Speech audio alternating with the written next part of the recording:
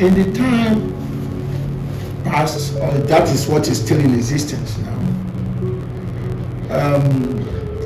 the Department of Resettlement and Compensation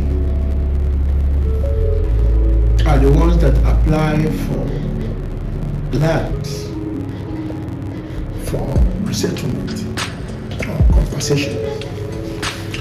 And public works are the one that builds those houses that you see in those areas, like the one they build at Chinedu, the one in Kubwa, you have seen the one in Wasa. The satellite town agency is the one that sees for the infrastructures of those areas that has been assigned for compensation or resettlement. And all these departments or agencies have their directors. No one is under any. It's like when three of us have equal powers and we sit down to discuss. No one can say, I ask you to do this or that. With that, it is very hard for you to achieve success, because these are three agencies meant to do one particular thing. The one that will get the land may get it. The one that is their job to build the house might build it halfway. The one that is their job to put the infrastructure may start it and will not finish it. So at the end of the day, have you really actualized the aim in which that project is being done? So I find out that lack of coordination has been the biggest problem for resettlement, compensation, and integration of the original inhabitants. And because of it, I come up with a bill for an agency. So this agency can sort for land. This agency will build. This agency will put the infrastructure. This agency has the powers to negotiate, bring in private partnership to facilitate all this arrangement under that former Department of Resettlement Compensation Department. Satellite towns can continue the work they are doing.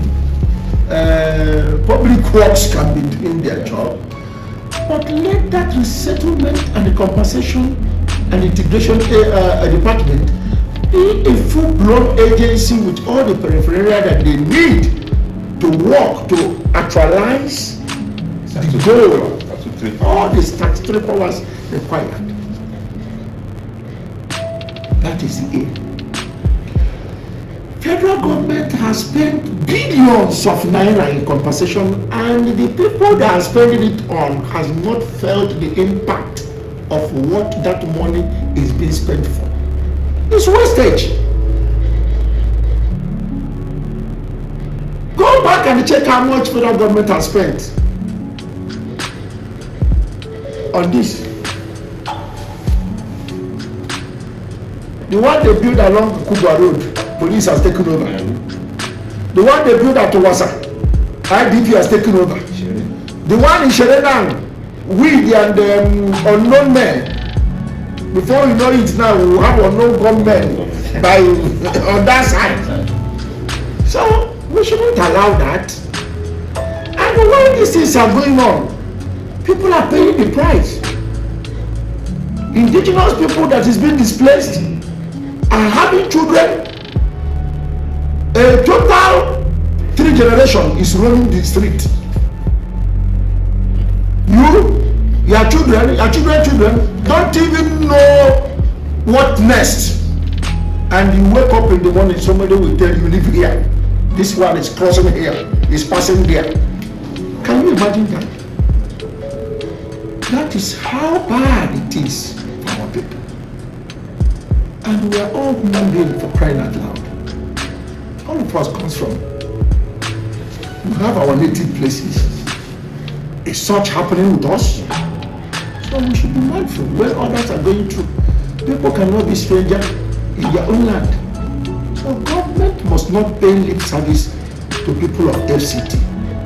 Government must do the needful. Government must be proactive.